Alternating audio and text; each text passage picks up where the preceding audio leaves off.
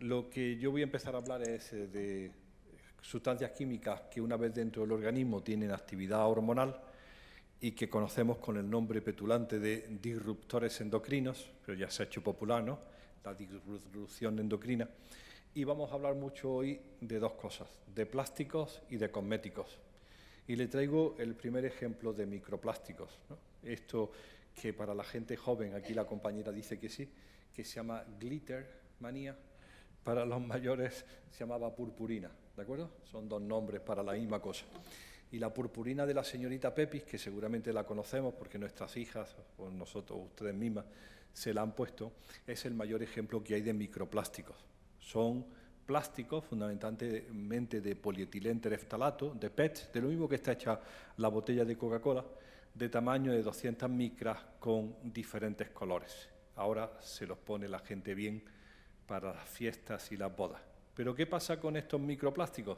Que la Unión Europea está harta de microplásticos, del cuáles son o cuál es la presencia medioambiental de microplásticos, no por la fragmentación de plásticos más grandes, sino lo que se llaman microplásticos de diseño. Es decir, que la propia industria fabrica estas partículas pequeñas de plástico pues, con carácter cosmético, como por ejemplo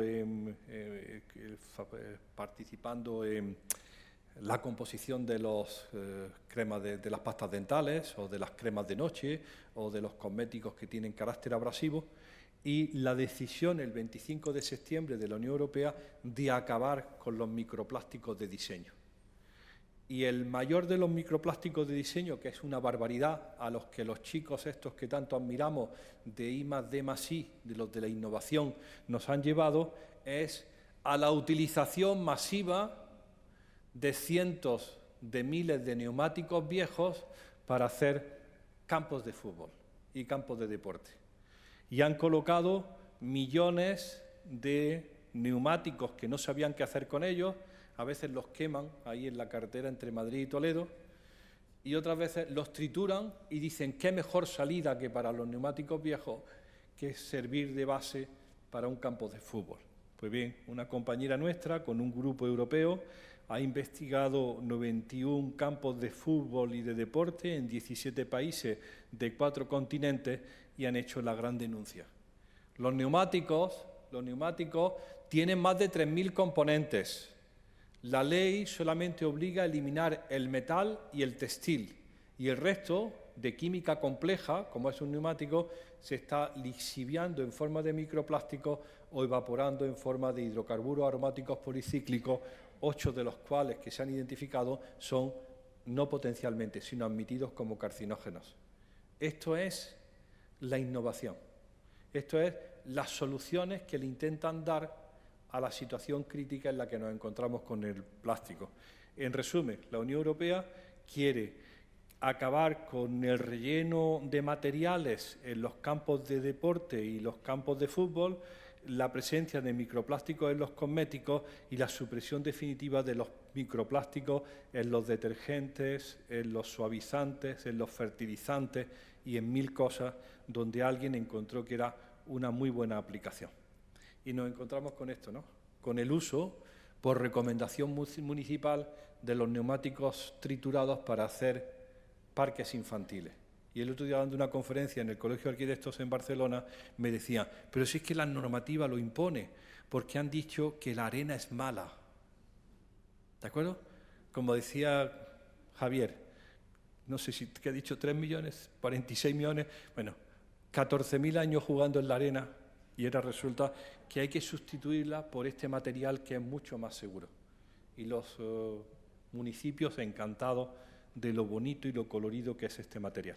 A ver cuándo tienen que empezar a quitarlo por orden de la superioridad.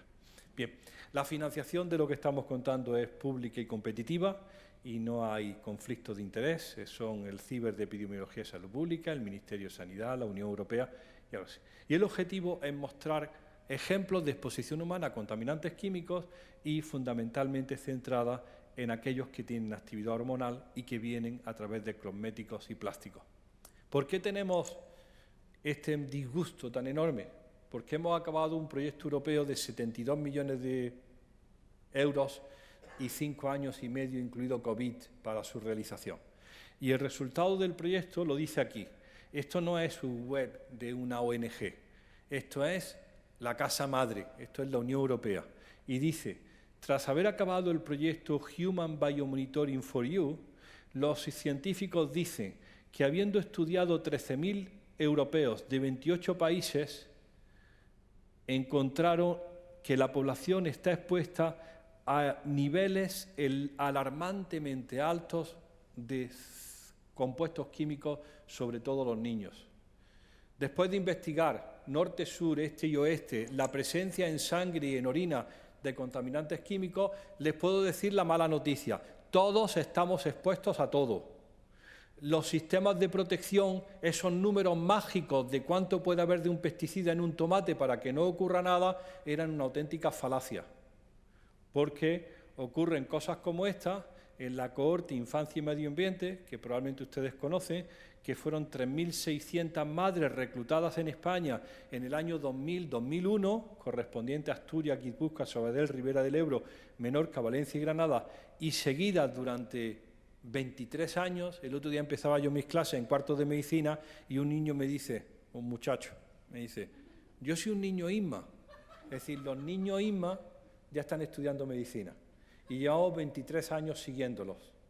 Y lo que sabemos es que todos tienen de todo en la orina y así venimos contándolo durante los últimos 23 años. En cientos de papers, como dice Javier, de publicaciones, ¿están preparados? Que nadie lee. ¿De acuerdo? ¿De acuerdo? Se publican en inglés y nos sirven para hacer currículum, pero parece como si fueran otra vida, ¿no? Otra historia. Y cuando lo cuento esto y algún padre ISMA se enfada, cuando cuento que los niños españoles mean todos los días ftalatos, benzofenona y filtro ultravioleta, un padre se levantó en la sala y me dice, ¿y usted qué mea, doctor? Como, pero desafiante, fue desafiante, como diciendo, a ver si van a ser ahora los problemas los niños. Pues yo se lo puedo decir, desde el día 6 de diciembre del año 2020, sé que junto con Macaco, Rosa García y Yayo Herrero, meo todos los días todos los contaminantes. Todos están en la orina de todos los que estamos aquí. No hay nadie libre de exposición. ¿Y saben lo que dice la Administración? Los niveles son bajos. Y le dice uno, ¿y 45 niveles bajos, como decía Javier, que tiene la señora ministra en sangre? ¿45 niveles bajos no hacen un nivel alto? No tenemos respuesta, porque la toxicología reguladora se hace para compuestos individuales y nunca se ha estudiado el efecto cóctel o el efecto combinado. El contenido es disrupción endocrina, que hemos aprendido en 27 años, exposición a cosméticos, exposición a plásticos y el fracaso en la gestión del plástico. Disruptores endocrinos son sustancias químicas que una vez dentro del organismo alteran las hormonas, ¿de acuerdo?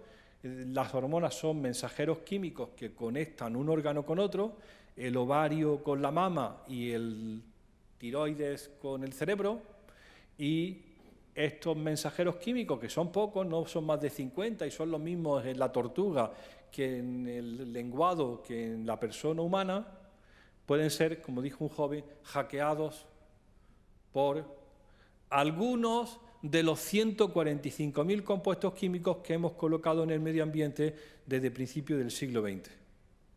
Cuando nosotros tenemos identificado entre los 145.000 compuestos químicos de síntesis 2.000 disruptores endocrinos, siempre pensamos, pocos son, ¿de acuerdo? 2.000 sabemos que interfieren con las hormonas y son monómeros del plástico como el bisfenol A, pesticidas organoclorados como el DDT, componentes de los filtros ultravioleta como las benzofenonas o pesticidas organofosforados como el clorpirifoso. Y de eso vamos a hablar. Cualquier organismo que se precie tiene su guía y su libro, y desde el año 96 pues, se vienen publicando información relevante. ¿Qué hemos aprendido desde el 96, en estos 27 años? Que las fuentes de exposición son múltiples. La más interesante y la más histórica, el residuo de pesticidas en los alimentos, ¿de acuerdo? Y todos pues sabemos que la Administración tiene un cuidado enorme en evaluar en la dieta de los europeos cuánto pesticida hay. y están muy contentos porque solamente el 35% de lo que comen los europeos tiene algún residuo y no más del 2% por encima del límite máximo de residuo que impone la ley. Es decir, un 35% tiene algún residuo, pero no están en pecado. El pecado solamente es para el 2%. Bien, con ese 35% de presencia, pero no por encima de la ley, en la cohorte ISMA te da resultados tan horripilantes como este, que el 83% de los niños valencianos mean todos los días clorpirifos, el pesticida más utilizado en el tratamiento de los cítricos. ¿De acuerdo? Esto nunca debería de haber ocurrido. Aquí están los niños de Asturias, de Guipúzcoa, de Granada, de Menorca, de Sabadell, y vemos que cada región tiene como una especie de huella digital que corresponde a los productos más vendidos o más utilizados. Y como es natural, el que se utiliza en las naranjas, el clorpirifos, que fue prohibido en el año 2020 en toda Europa, dado sus grandes efectos sobre la salud ambiental y humana, estaba en el 83% de los 381 niños de Valencia cuando tenían 10 años. Y dice, bueno, la exposición ha ocurrido, pero las dosis son muy bajas, no tiene por qué haber pasado nada. Y nos estamos gastando el dinero de ustedes, porque todo esto está hecho con dinero público, primero, para ver cómo ese clorpirifos afecta a las hormonas de los niños españoles, cómo afecta a su desarrollo neuroconductual, cómo afecta a los niveles de hormonas tiroideas y de hormonas sexuales y cómo tiene un efecto grave, por ejemplo, esta es la última publicación de hace una semana sobre el desarrollo puberal. ¿De acuerdo? Esto, compañeros, está publicado en las revistas de mayor impacto a las que nosotros podemos llegar. Esto es ciencia robusta. ¿De acuerdo? Lo que no sea esto son opiniones. Y nosotros hemos hecho nuestra parte del trato, que era publicar en inglés en revistas evaluadas por competidores. Pero parece que no llega a nadie. Parece que esto es como si fuera un trabajo de salón que no llega fundamentalmente a donde tenía que llegar, que es a los clínicos, a los pediatras, a los médicos de atención primaria, que son los que tienen claramente que implicarse en esto. Y no encogerse de hombros y decir, esto, como decía Javier, no venía en mi libro, no venía en tu libro, ni va a venir. Esto es la realidad de lo que está pasando. Y cuando uno tiene que pedir una opinión de esta conferencia, tiene que pedírsela a su médico de cabecera. Y si el médico de cabecera se encoge de hombros y dice que no entiende, le dice, pues estudia. ¿De acuerdo? Recíclate.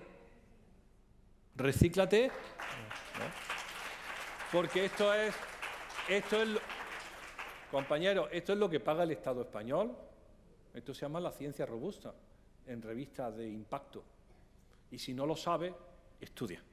Bien, pues esto ya está publicado también en el año 2003, pagado por la Cohorte ISMA, adelanto en la pubertad, con problemas en la estatura, sobre todo en niñas. Otro de los asuntos que nos interesa también de la exposición a estos contaminantes es la orgía del plástico, ¿de acuerdo? Aprovechando COVID, alguien pensó que la mejor manera de vender 6 tomates insípidos cargados de pesticidas era en una barqueta de poliestireno envueltos en un film de polietileno, en una bolsita de polipropileno y arrastradas por un carrito de policarbonato.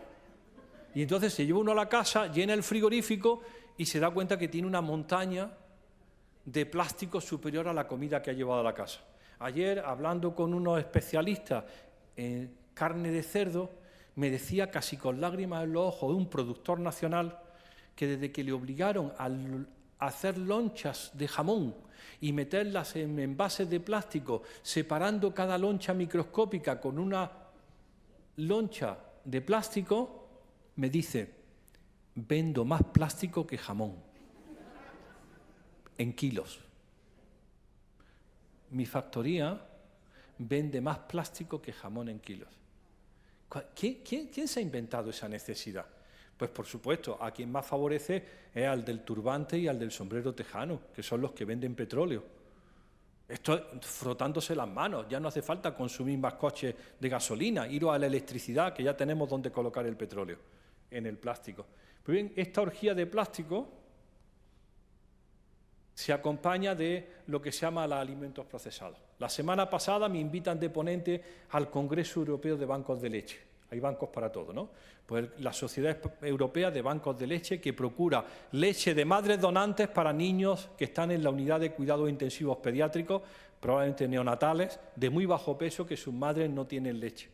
Y voy al Hospital 12 de Octubre, que ustedes conocen, un hospital público de los más famosos de España, y esto es la planta baja en torno al salón de actos.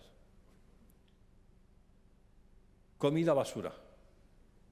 Digo, empiezo la conferencia diciéndole, esto es tan aberrante como si en la Almudena pusiera máquinas de sex shop. Es decir, alguien tiene que empezar a decirle a los sanitarios, a los compañeros, que no se pueden vender bollicaos en un hospital público, que va en contra de la filosofía misma de la ciencia médica, que no puedes seguir vendiendo comida ultraprocesada. No creo que al arzobispo de Madrid, Alcalá, se le ocurra poner máquinas de penes de goma en ninguna iglesia. Alguien diría, no, eso va en contra de la filosofía de la casa, ¿no? Bueno, pues estamos todos comiendo en McDonald's enfrente del hospital público. Tenemos un problema también con los envases para el agua, porque esto es otra locura del mundo mundial. Alguien nos ha hecho temer del agua de grifo. Pueden aparecer en El País y en los periódicos de tirada nacional artículos a 5 páginas que advierten sobre los riesgos de beber agua del grifo, ¿no?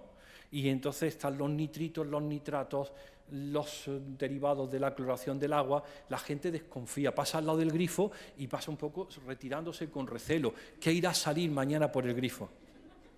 Porque, ¿saben ustedes cuánto valen 1000 litros de agua de Madrid en tu casa? 2,20 €. Te lo digo otra vez, 1000 litros en Madrid valen 2,20 €. Y hay un tipo que vende una botella de 1 litro a 2 €.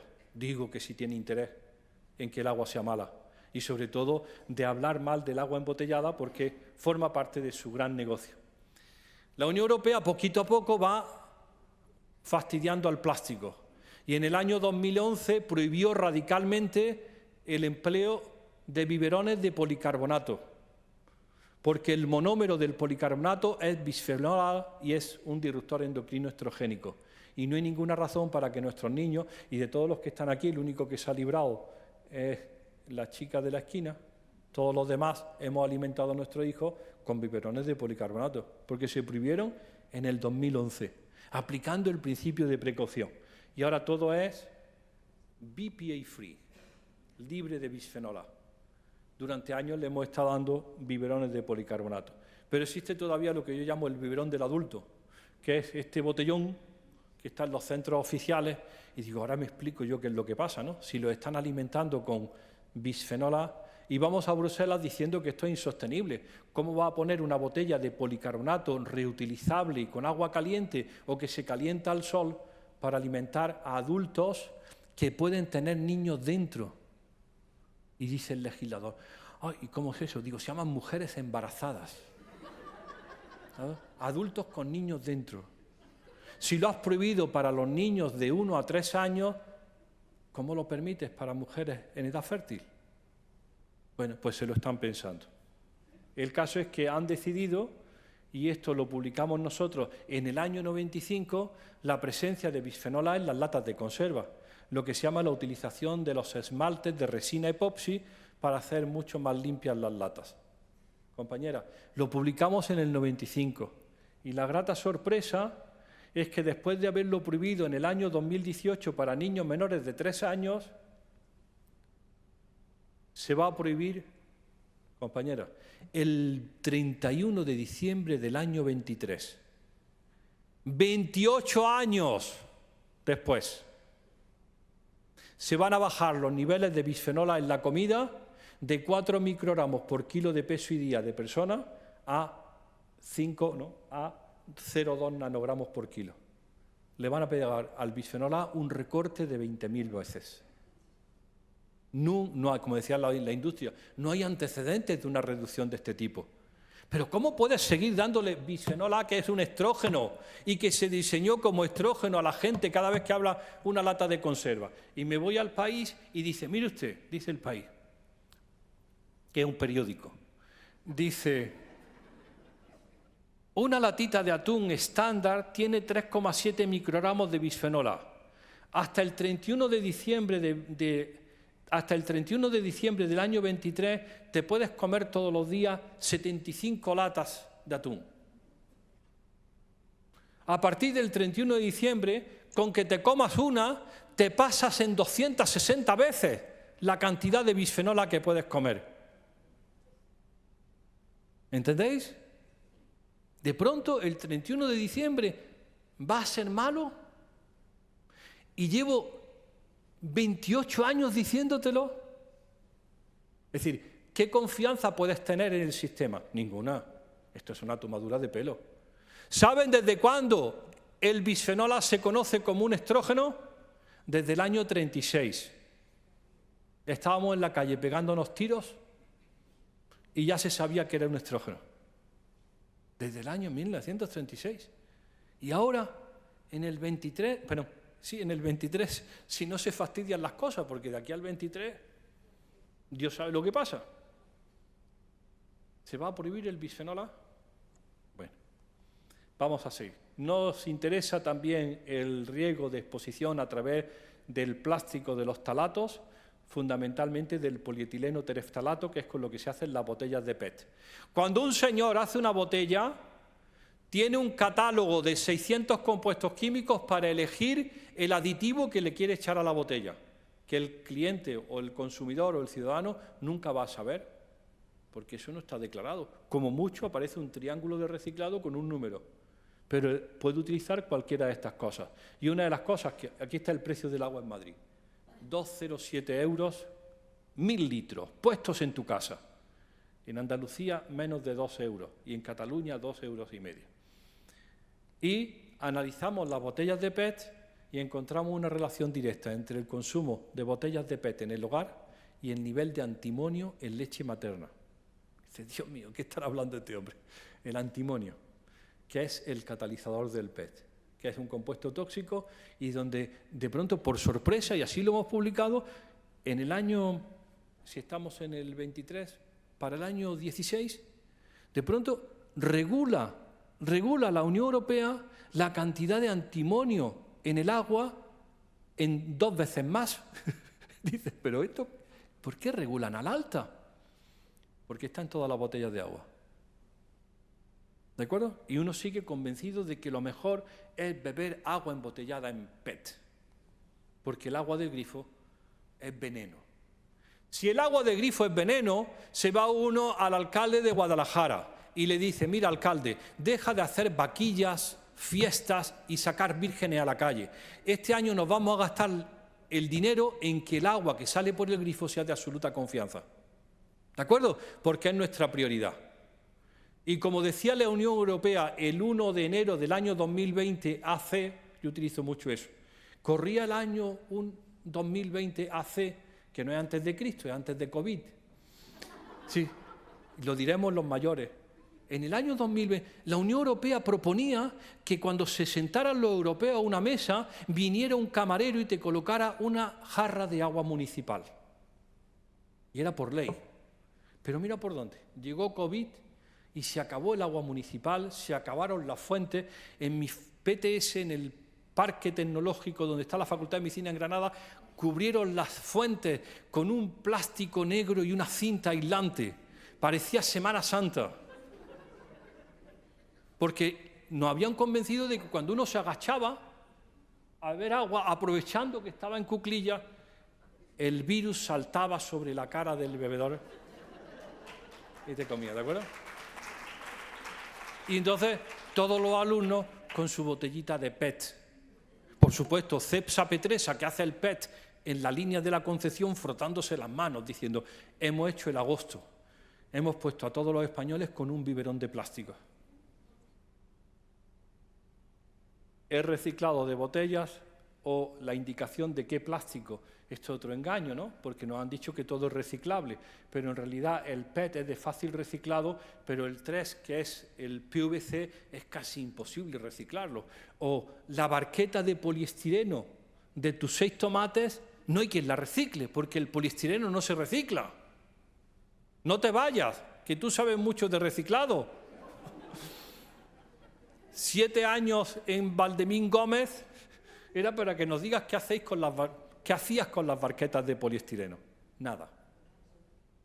Y todo educado a llevar el plástico al contenedor amarillo, cuando de pronto se horrorizaron porque plastichín, como se decía en Andalucía, no era para el plástico.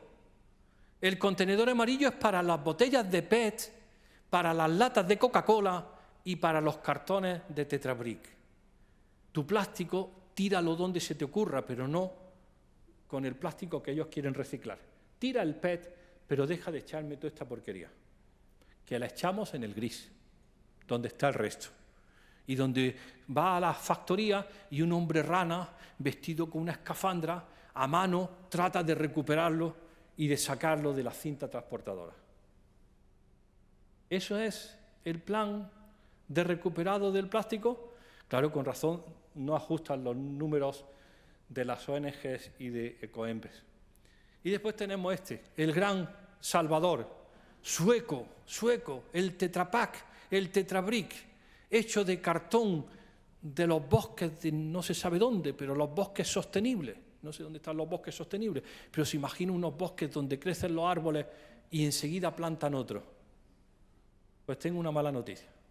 El Tetra Brick no se recicla en España. Se recoge, se lleva a Zaragoza, se le quita el cartón para hacer cartón de baja calidad. Digo, como por ejemplo, ¿qué? Hueveras. Digo, vamos a tener más hueveras en España que españoles. ¿Y el polietileno? ¿Quién lo separa del aluminio? Nadie. La única factoría que lo hacía cerró en Barcelona en el 2009 porque no es rentable. ¿Ese es el gran envase sostenible? Un envase que España, que no es un país de pandereta... Bueno, España, que es un país normal... Iba a decir que no es de pandereta. España, que es un país normal, no es capaz de reciclar porque no sale rentable. Y todos los días aparece la noticia en el periódico. Los chicos del reciclado ya tienen la solución. Van a encontrar un elemento nuevo que se llama polial, que es una mezcla de plástico sucio y aluminio que va a tener múltiples aplicaciones. Y se ven los gerentes de la empresa con la corbata y el trajecillo. ¿Estáis preparados? En Tanzania, vendiendo techos para chabolas a los indígenas. Hace así, no puede ser posible. No es posible lo que estoy viendo. Esa es la salida del Tetra Brick. Techos para un tercer país. Bueno, pues que sepáis que no está resuelto. Estamos a 2023, se va a acabar y la fábrica no ha abierto todavía. El siguiente forma de exposición a disruptores endocrinos derivados del plástico es la ropa. No hay en la sala nadie que esté vestido de seda de gusanos de la China, ni de lino de los campos del País Vasco, ni de algodón puro de Egipto. Estamos todos vestidos de poliéster. ¿De acuerdo? El poliéster tiene el mismo origen que el PET de la botella de Coca-Cola, el petróleo. Si sale laminado se llama PET, si sale en fibra se llama poliéster. ¿De acuerdo? Vamos vestidos todos de petróleo. Y como vamos vestidos de petróleo, y a la gente mayor le sonará el tergal, ¿de acuerdo? El terlenca, el terbilor. Tengo esta camisa de tergal que no necesita casi plancharse, o aquellos pantalones que ya venían con la raya hecha. ¿Saben de dónde viene la palabra ter? De poliéster. Y gal, que era francés, poliéster de la Galia, tergal. Es decir, en los años 60, tú no lo sabes, en los años 60 del siglo pasado nos empezamos a vestir de plástico todos. Y por fin la ropa fue accesible. Íbamos todos vestidos de plástico petrolero. Y dices, pero bueno, pero estos sí tienen un plan para el residuo. No. Aparece la ropa de Europa que no se vende en Chile, en el desierto de Atacama. Nadie sabe dónde va la ropa. La compañera se creía que la Virgen de la Almudena se la llevaba al cielo. No sabemos dónde acaba la ropa.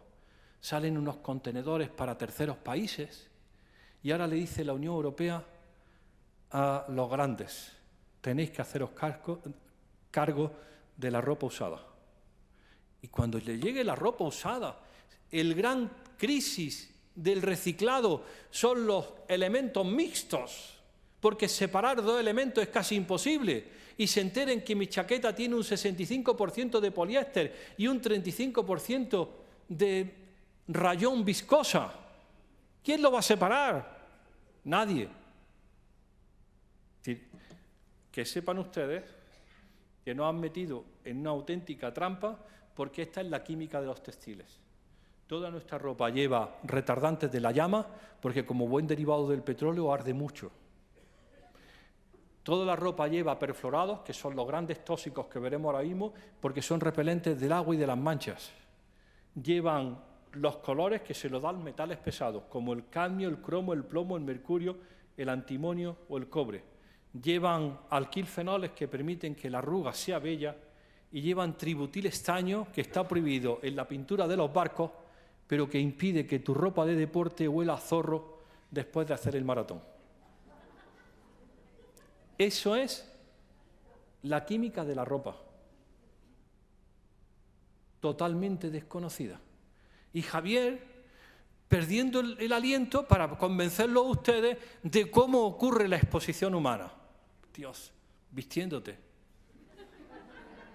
Ya lo hemos analizado y, por supuesto, lo hemos publicado en calcetines de 3 marcas diferentes o de 3 procedencias diferentes, y todos los calcetines para niños menores de 3 años tienen de todo, por supuesto. Y esto es lo que nos prometen. Esta es la ropa del futuro. ¿Estás preparado? La ropa termo, la ropa skin care, la ropa UV Protect, la ropa cooling, la ropa deodorize, la ropa antibacterial, la ropa flame retardant. Esto se llama innovación. Y aparece un chico guapo en la tele, con una camisa, se echa un café, se echa unas patatas bravas y todo resbala y dice, no se mancha, no se plancha. Y dice, Dios mío, ¿qué tendrá?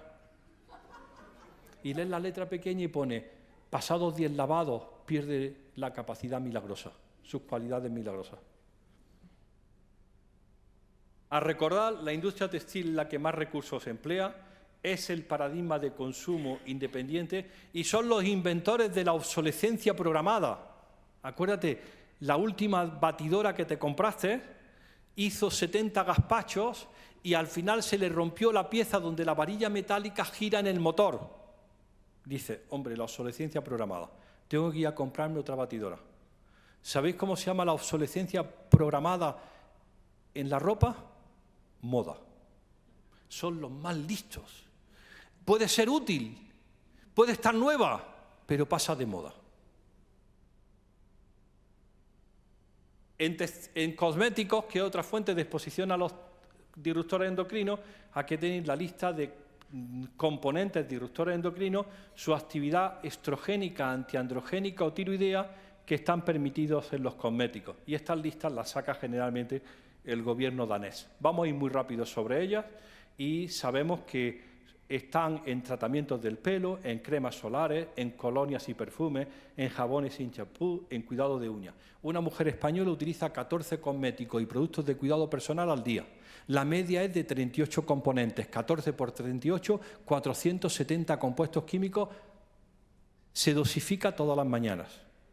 Se te pueden olvidar las pastillas de la tensión, pero el desodorante no se te olvida, porque te lo advierten tus compañeros, te lo notan.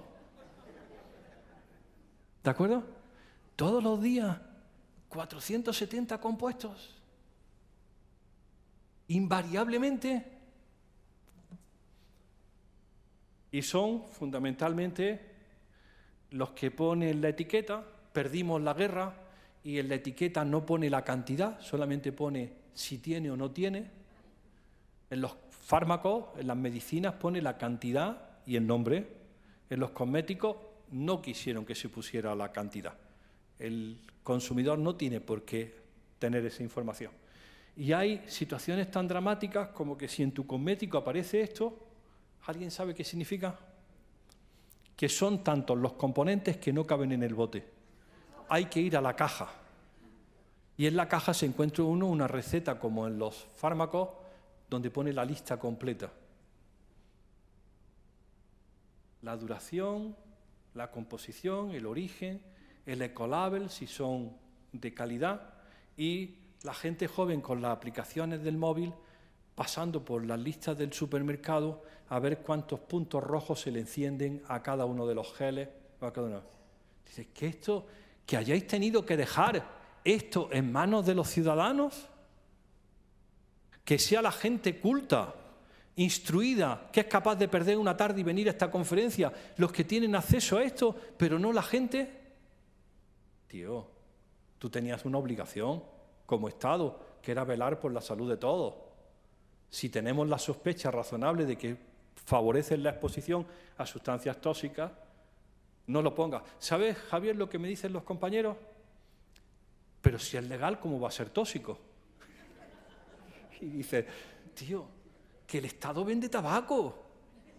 No te vaya a caer ahora de un guindo a estas alturas de la película, que hasta hace poco, donde se vendía tabaco, tenía la bandera de España y se llamaba Expendidurías de Tabaco. Y la reconocías porque estaba la bandera de España. A ver si ahora te va a caer en la cuenta de que legal no es lo mismo que sano o que inocuo. Los ftalatos están en los cosméticos, en las fragancias, en los lociones, en las medicinas, están asociados con endometriosis, con pubertad precoz, con alteraciones del órgano reproductivo, con infertilidad. Y aquí tenemos, voy a pasar muy rápido, ftalatos en la orina de los niños españoles. Aquí están todos los metabolitos, en todo. Ftalatos, por fin, como el estudio INME era demasiado periférico, Madrid también hizo su estudio. Entre Talavera de la Reina y el barrio de Serrano hicieron el estudio de la presencia de metabolitos de los ftalatos en los niños españoles y sus madres, 120 del área de Madrid. Y encontraron que estaban en todos referentes al consumo de ciertos alimentos, de productos de cuidado personal o del suelo de PVC, que es la mayor fuente de ftalatos. Ese suelo tan bonito que has comprado de imitación de madera, que actualmente se lleva el 45% de los ftalatos que se producen en el mundo. Esto, si alguien pregunta qué es el PVC, esto es el PVC. ¿Cómo consigues que el PVC del desagüe de tu fregadero, que el fontanero lo tuvo que cortar con una sierra y parecía que estaba cortando madera, tenga esta flexibilidad? Los ftalatos. Los ftalatos, la mayor función que tiene ahora mismo es la flexibilización del PVC. Por eso no nos gusta el PVC, en ninguna de sus aplicaciones. Y estos son los niveles del metabolito de los ftalatos, el más importante, en Europa y en Estados Unidos, y los niveles en España. Nos sacaron los colores en todos los países. ¿Cómo podían mear los niños tal cantidad de ftalatos? Hasta que descubrimos que era el uso de alcohol desnaturalizado. Alguien había permitido en España hace años que el alcohol se desnaturalizara añadiéndole un ftalato. Vaya lumbrera. Bueno, también están en los cosméticos los parabenos, y lo hemos encontrado en la placenta, lo hemos encontrado en todos sitios, está en la orina de las madres embarazadas y de los niños, y alguien ha empezado a quitarlos de los cosméticos. Y vas a los supermercados y te encuentras la serie 0, que no tiene parabenos, no tiene colorantes, no tiene ftalatos. Estos ni siquiera han tenido la delicadeza de traducirlo al castellano y han mantenido PHTHA. Digo, esto los andaluces cuando van por la quinta consonante se niegan a leerlo. Dice, esto es imposible, esto no se puede leer 5 consonantes seguidas, eso va contra... Pero aquí ya sí lo han puesto como ftalatos, ¿no? Los ftalatos. Pues bien, estos poco a poco van cayendo, pero un poco voluntarista.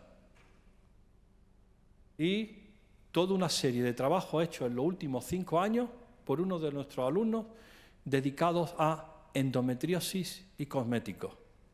La Sociedad Española de Endometriosis, de enfermas afectas y todo, encantadas, y nosotros venga a producir paper que no leen nada más que ellas, que no leen los ginecólogos, que no leen los obstetras, porque si lo leyeran darían algunas recomendaciones a la gente joven utilizando estos compuestos. El proyecto se llama ENDEA y tiene ya al menos 7 publicaciones en endometriosis y talato. En los filtros ultravioleta, si en aquellos dejaron de hablarnos los ginecólogos, esto ha sido donde los dermatólogos han dejado de dirigirnos la palabra. El dermatólogo de mi hospital se cruza de acera cuando me ve, porque le hemos dicho que los filtros ultravioleta, oxicinamatos, canfenos y benzofenonas son claramente antiandrogénicos y estrogénicos. Lo publicamos la primera vez en el año 2004, mira lo que ha llovido desde entonces, y tenemos una preocupación. Y viene una periodista a decirme el otro día que en los huevos de las cigüeñas y del aguilucho lagunero, imagínense lo que sé yo del aguilucho lagunero, habían encontrado en los huevos filtros ultravioleta relacionados con los cosméticos. Y yo le insistía, compañera, está en la orina de todos los niños y de las madres embarazadas. Y volví a ella sobre el tema. Y el aguilucho lagunero. Y ya le tuve que decir, que te olvides del aguilucho lagunero, que suspenda esta noticia que estaba financiada, como es natural, por el CSIC, que quiere que se vea cuál es su impacto en investigación, y no por el dermatólogo de la esquina que tenía que decirle, ojo con los filtros ultravioleta, porque la clave para el sol es no tomarlo. Y lo tiene declarado la OMS a través del IARC. El sol no se toma entre las 12 de la mañana y las 5 de la tarde. Punto. Y no hay inventos. El mejor invento es la sombra. Bueno, está publicado, lo hemos visto, y aparecen los dermatólogos con una enfermedad nueva que se llama aquí lo está, la alopecia frontal fibrosante. Le dicen las peluqueras a los dermatólogos que cada vez vienen más clientas que están perdiendo el pelo en la frente y el pelo sobre las patillas. Y le preguntamos cuál es la razón y encontramos estos factores de riesgo asociados con la alopecia fibrosante frontal. Y aparecen factores medioambientales como el uso de filtros ultravioleta faciales. Y le decimos, hombre, espabila. Y un trabajo de hipótesis que dice un ejemplo de disrupción endocrina a través de uno de los receptores, lo que tanto le gusta a Javier y a otros médicos, la patogenia, ¿de acuerdo? Cómo ocurren las cosas, porque en el momento que se explican cómo ocurren ya son más científicos. Bueno, pues no sabemos en qué ha quedado la cosa. ¿A alguna de ustedes le han desaconsejado el uso de filtros ultravioleta para la protección facial? Pues no los usen. ¿De acuerdo? No los usen. ¿Dónde están los filtros ultravioleta? Son todos los que hay en el mercado. El único que se libra... imagínense si hay abuso de los filtros ultravioleta en las cremas solares, en las cremas que está hasta en las cremas de noche. Y le decimos, ¿para qué necesita una crema de noche un filtro ultravioleta solar? Están formulados porque se han ido formulando siempre. Si quieren alguna elección, el óxido de titanio o el dióxido de zinc no nano. Esa es la única salida honesta a las cremas faciales. Las cremas que se llaman filtros minerales, el titanio o el zinc que no esté en nanopartículas. Bueno, seguimos, las benzofenonas están en la orina y aquí dejo para el final el triclosan de la pasta de dientes, que es claramente tiroideo, antitiroideo, y el resorcinol, que ustedes conocen muy bien por el tinte del pelo y que es también antitiroideo. Quedo para el final no de la presentación, todavía queda un ratito, las siliconas, ¿de acuerdo? Lo veremos después de su uso en la cocina, en los plásticos, pero las siliconas. Que sepan que la silicona es otro invento de los chicos ingenieros. El elemento más abundante en los seres vivos es el carbono. Como decía una película de cuando yo era niño, que venía un extraterrestre y nos despreciaba y decía, unidades de carbono, nos llamaba a todos los seres vivos unidades de carbono. somos unidades de carbono. Y el elemento más abundante en la superficie terrestre es el silicio. Pues se le ocurre a estos chicos hacer la química del carbono con silicio. Como el silicio se llama silicon en inglés, nosotros lo llamamos a los derivados las siliconas. Y ahora nos cuelgan las siliconas en el mercado y tenemos que empezar a ver si son buenas o son malas. Y en el año 2018 dice la Unión Europea que fuera las siliconas de los champús y de los geles, que la dimeticona D4 y D5 tienen un enorme impacto ambiental. No se pueden formular, es más del 0,1%. Y yo le digo, ¿y mi niño que saca la lengua cuando se le lava el pelo? No, esto es para los pececitos. Es malo para los pececitos. Y ahora han desaparecido las siliconas y veremos después que se han reservado para los plásticos. También nos preocupan los almizcles sintéticos, fundamentalmente, como decía Javier, esas sustancias que dan olor, que son estas, que no sabemos mucho de su toxicología, son sustancias volátiles que están en el interior de tu casa porque vienen de todo tipo de fragancias, todo huele bien gracias al sileno, la ketona, el galazolide, el celestolide, y que nos dicen nuestros compañeros que son los elementos químicos más frecuentes en el agua residual urbana. Y ahora queremos colgarle alguna enfermedad. Y la última que tengo es los microplásticos en los cosméticos, que recientemente han sido prohibidos y que es muy difícil, casi imposible, a pesar de que hay 142 variedades de nombres diferentes, identificarlas en la composición. O aparecen como polietileno, PET, PMMA o PVC, o no hay manera de saber si tu cosmético tiene microplástico o no. La última de la parte de cosméticos es este documento que hay que leer. Francia, la Agencia Francesa de Seguridad Alimentaria, de Seguridad Ambiental, Farmacológica y del Trabajo, saca un documento que es necesario leerse. Y es la situación de la manicura, las profesionales de la manicura en alta exposición química, en donde se juntan las resinas epoxi de los trabajos de uñas, los solventes que se evaporan y el limado y el favorecimiento de microplásticos y micropartículas con la limado. Es decir, que sepan que esto no está regulado, hay que sacar a la gente joven de estos trabajos y hay que poner sistemas de aspiración, mascarilla y evitar la exposición continuada durante muchas horas. Francia ya lo está haciendo. Nos quedan también los microplásticos en la construcción, pero hoy no nos toca hablar de esto, o los microplásticos, los disruptores endocrinos y los plásticos en el cuidado sanitario. A esto le hemos dedicado mucha atención, hemos centrado nuestro trabajo en los niños de muy bajo peso en la unidad de cuidado intensivo neonatales para los niños de menos de 1.500 gramos y hemos investigado cómo se puede exponer un ser de menos de 1.500 gramos a plástico por todas sus vías, intratecal, intraumbilical, nasofaringea y respiratoria. ¿De acuerdo? Publicamos el mejor paper en la mejor revista, nos dedicaron el editorial 2019. Todavía estamos esperando cualquier tipo de reacción de los grandes fabricantes. ¿Qué van a hacer con el plástico sanitario? Con la clasificación de plástico les traigo dos ejemplos importantes porque nos preocupan mucho. Uno, la comida rápida, el gran beneficiado del fast food, takeaway, voy volando, de la COVID, y es el perfluorado.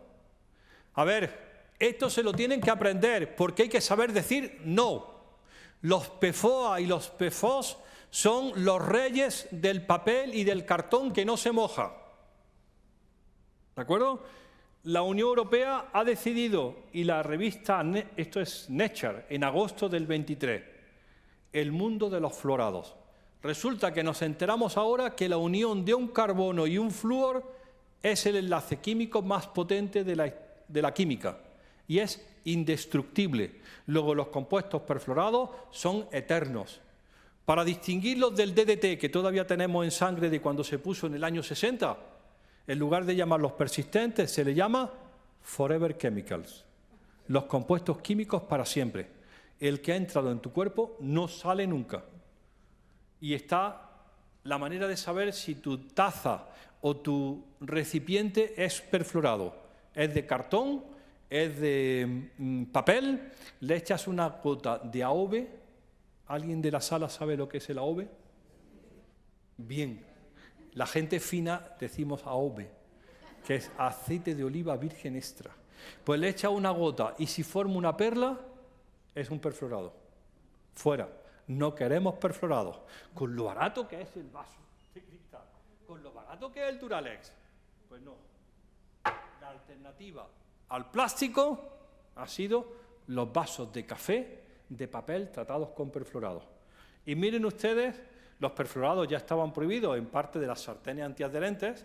Los PFOA, uno va al Corte Inglés y hay unas sartenes que están en un altar separadas del resto porque son para gente buena, iniciada, que pone no PFOA, que no tienen el perfluorado de teflón, y estos son los niveles de perfluorado en la sangre de todos los españoles. Argelia Castaño, Centro Nacional de Sanidad Ambiental, año 2017. Ya lo decía, hace 7 años. Los niveles, esto está publicado, la noticia sacada de la revista y publicada en el ABC. No identifico yo el ABC con ningún diario extremista ni ONGista. ¿De acuerdo? Tengo una explicación de por qué el ABC publica estos datos. Habiendo tantos datos que publique precisamente esto, pues porque los que más tienen son los catalanes, los vascos y los gallegos. Y yo creo que dicen, por hablar distinto, toma. Fíjense los niveles de perfluorado, elevadísimos en el macho y menores en la mujer. Aumenta con la edad de las personas, más viejo más tienes, y la explicación de por qué son menores en la mujer, porque 3 hijos te limpian hasta un 68%. Lo que hemos llevado años describiendo de los compuestos orgánicos persistentes. La mejor manera de quitarte los compuestos orgánicos persistentes es pariendo pronto, pariendo mucho y dando mucho el pecho. ¿De acuerdo? Eso está requete publicado. Hoy no vamos a hablar de eso. Pero la mejor manera de limpiarte de toda la mierda que tienes encima es pasándosela a alguien. Y peor todavía. Te voy a decir una cosa, no, déjame. Y antes empieces, mejor. Es decir, que si empiezas con 19 años, bien.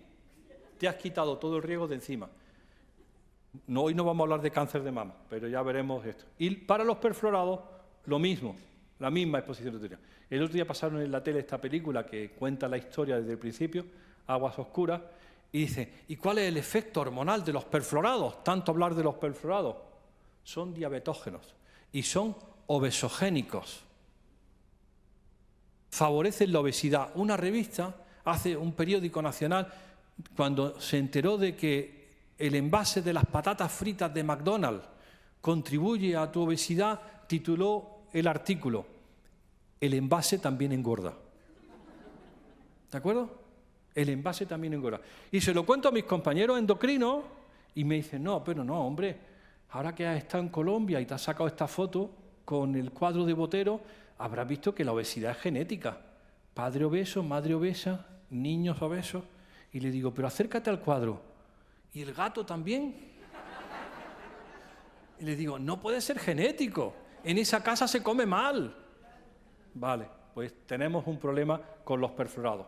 Hemos ido publicando recientemente los perfluorados en la placenta, los perfluorados ligados a las quispectina y a las hormonas sexuales en niños y en las niñas, con un adelanto de la pubertad en las niñas y un retraso en los machos. Sí, todo está hecho. Dejaba para el final, le decía la silicona, porque después de estar prohibida en los cosméticos, la gente nos pregunta, ¿y las siliconas del molde?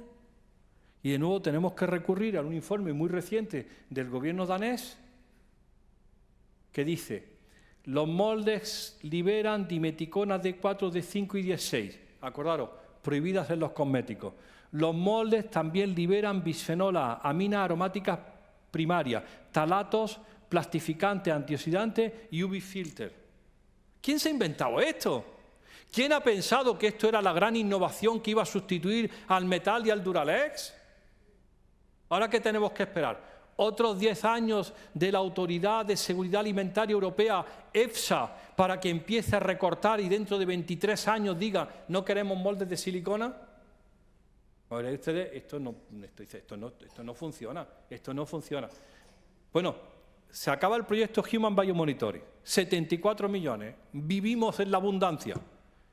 ¿Se cree que se han disgustado? No, nos han dado PARC por 700 millones para 7 años. Para seguir haciendo lo mismo, para seguir demostrando que todos meamos de todo. Dice, tío, con la evidencia que tienes es más que suficiente para actuar preventivamente y evitar la exposición. Ya estamos acabando. Los escenarios de exposición son alimentos, bebidas y agua, productos de cuidado personal, hemos hablado algo de esto, objetos de consumo, el hogar, el armario, actividades recreativas y aquí algunos de los libros para que se lleven ustedes el disgusto. Este, Libérate de tóxicos, o este del pediatra de Manhattan, que está dedicado a la infancia americana y que se llama, agárrense, más enfermos, más gordos, más pobres. Esa es la visión de un pediatra de la infancia en el año 2023, más enfermos, más gordos, más pobres. Hemos aprendido que todo esto tiene un origen, el petróleo. El 13% del petróleo se gasta en hacer plásticos, detergentes, fertilizantes, perfumes, caucho sintético. Y miren ustedes lo que era el plástico cuando yo nací. Estos son datos de la Unión Europea. Yo nací, hago así siempre grande para que no lo sepan, ¿no? Dice, ¿será del 50 o será del 65? Parece más del 55. Por aquí. No había plástico. El suelo de mi casa era de terrazo. Los muebles eran de madera. La cortina era de lino viejo y los platos eran de loza. Ahora el suelo es de PVC, plástico petrolero rico en talatos. Los muebles son de un composite que llamas melamina y que es altamente industrializado. Las cortinas son de poliéster, los techos son de polietileno y los muebles son de polipropileno y los vasos de polipropileno. ¿Y quieres que no pase nada? ¿De verdad estás convencido de que el medio ambiente, como decía Javier, de tu casa es el mismo? Bueno, no es el mismo. Y esto es el año 2023 y esta es la previsión europea de consumo de plástico. ¿Dónde está mi amiga? Os vais a hartar. ¿De acuerdo? Os vais a hartar. Derivado del petróleo. Estos son los usos actuales. 146 millones de toneladas del plástico van a hacer packaging, que es como el embalaje. 65 millones van a la construcción y se quedan allí porque tienen una vida más larga. Y 59 millones de toneladas van a hacer ropita y se va directamente a la basura. El problema de todo esto es, y resumiendo, es que este plástico es derivado del petróleo, son de muy difícil degradación, son persistentes, son fragmentables en macro, micro y nanoplásticos, posiblemente, ya lo sabemos, son bioacumulables y existe un alto riesgo de exposición y efectos, que llevamos 42 años estudiando, efectos en la salud humana de los monómeros y los aditivos del plástico. Y saben que la máquina esta que le pone la industria, que se llama la fábrica de dudas, siguen diciendo, sí, es verdad que hay mucho plástico, pero todavía no sabemos si es malo. Después de 42 años describiéndote la toxicidad del bisfenol A, que es el monómero del policarbonato y las resinas epoxi, de los oftalatos, que son el aditivo de los PVC, ¿me va a decir que no sabemos nada? ¿Hay que cerrar ya? No, es que se va yendo la gente. Plástico en el medio ambiente. Plástico en los lagos alpinos. Este es nuestro último paper. Plástico en las lagunas de Sierra Nevada. Cuando me desentierren o desentierren en Compluto a algún vecino, dentro de 20.000 años no van a encontrar al lado un hacha del garabietiense. Van a encontrar lo más horrible que pueden encontrar, una plasticostra. Estos son los nombres que los geólogos le están dando a las nuevas piedras que incorporan plástico. Plastiglomerados, piroplásticos, plasticostras y antropoquina. A mí me da asco hasta pensarlo. Imagínense que me desentierran dentro de 20.000 años y se encuentran mis costillas pegadas a una chaqueta de poliéster, esta, que es la que llevo siempre, y digan, es del siglo XX porque está envuelto en una plasticostra. Esa va a ser nuestra definición de paso por el planeta, la plasticostra.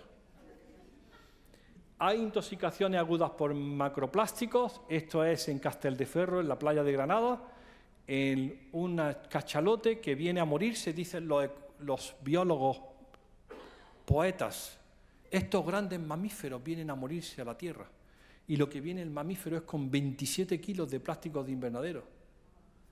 27 kilos que no ha podido digerir y le hacen la biopsia y le sacan esto de la tripa. Plásticos de invernadero. O este en el Cabo de Palos, que es un poquito más allá en Murcia. O este el otro día en Menorca, de los plásticos, los microplásticos en los peces del puerto. O este de los franceses, que dice la península francesa, dice el pescadero, aquí tiene señora, y dice la señora, ¿podría darme una bolsa? Y dice el pescadero, la lleva dentro. ¿Qué queda para que nos digan esto? Que la bolsa la lleva dentro. Ahora sabemos que el plástico no flota, que solamente el 35% del plástico pesa menos que el agua y es ese tan alarmante que flota en el Atlántico y en el Pacífico, porque la mayor parte pesa más que el agua y está en el fondo del Mediterráneo. ¿De acuerdo? Y está en forma de los plásticos más frecuentes derivados del textil, fundamentalmente poliéster, poliamida, acetato. Si alguien no sabe, esto es la chaqueta, estos son las medias y esto son la ropa. Fundamentalmente la fibra textil pesa más que el agua y está depositada en el fondo del mar. Y cuenta por el 60% del plástico que vemos. El plástico está como fragmentos en los peces, está como plástico de diseño, como microplástico, o está en cosas tan estúpidas como esto. Alguien ha decidido que la bolsita de celulosa no era bonita y ha diseñado una bolsita de PET o, en su defecto, de poliamida, de nylon. Y dice nuestra amiga Laura Hernández en Canadá que cada vez que mete una bolsita de esta en agua a 95 grados libera billones de macroplásticos y de microplásticos, o de microplásticos y nanoplásticos. La mascarilla, sí, la mascarilla, dice la compañera. Bueno, ¿cuál es el mayor contaminante de la boina que tiene Madrid de polución? Nos han dicho siempre que era hollín, de la combustión. El mayor contaminante en el aire son los fragmentos de neumáticos en forma de micro y nanoplásticos. Y ya está publicado. El árbol respiratorio es la mayor exposición a esto. O que apoya la teoría de Javier, en donde esta es mi rumba, ¿de acuerdo?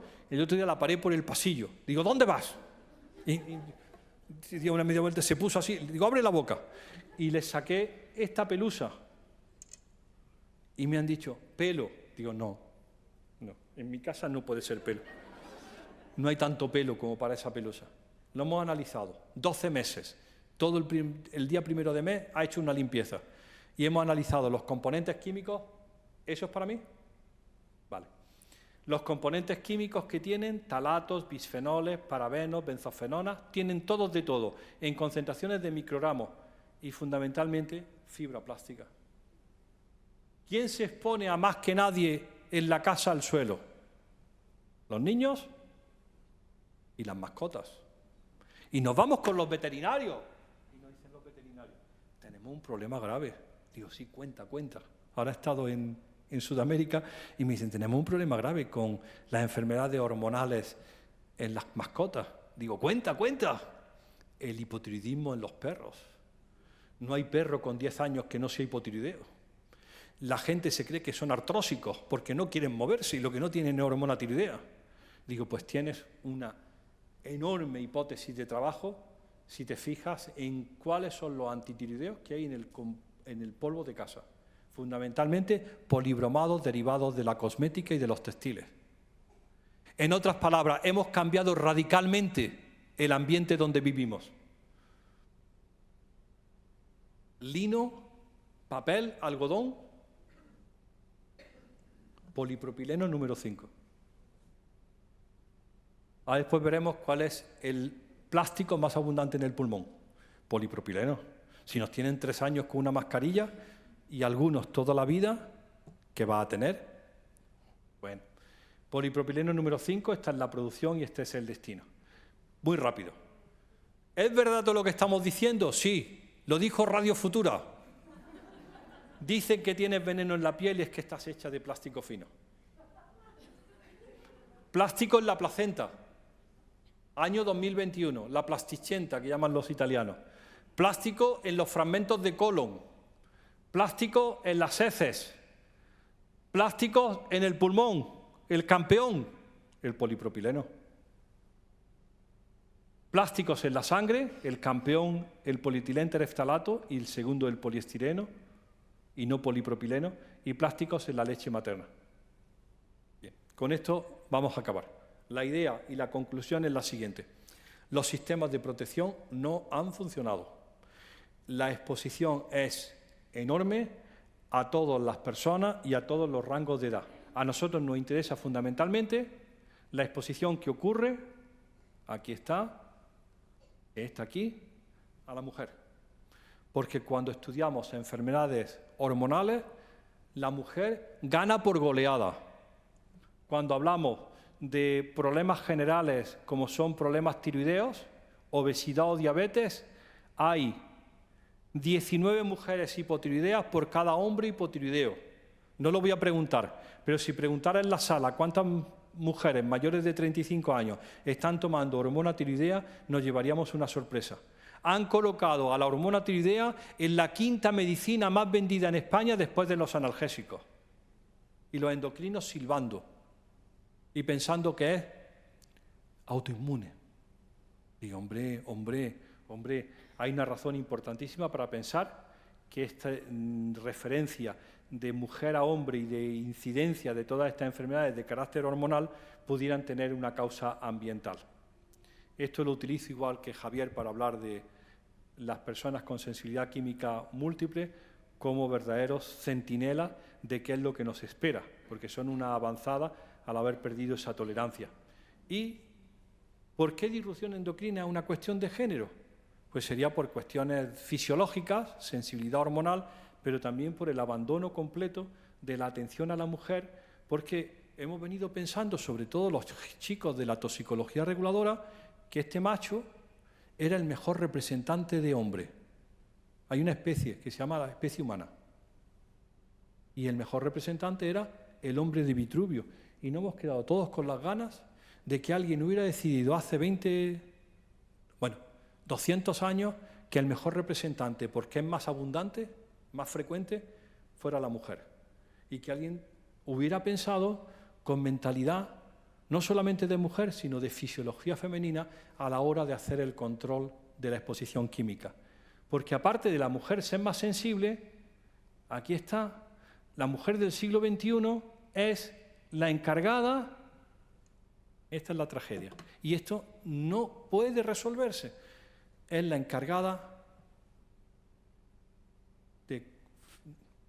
de tener hijos. Si el problema de la maternidad se hubiera resuelto hace 4.600 millones de años, de que los hombres tuvieran los machos y las mujeres tuvieran las hembras, esto sería cotidiano y habría una protección del embarazo increíble.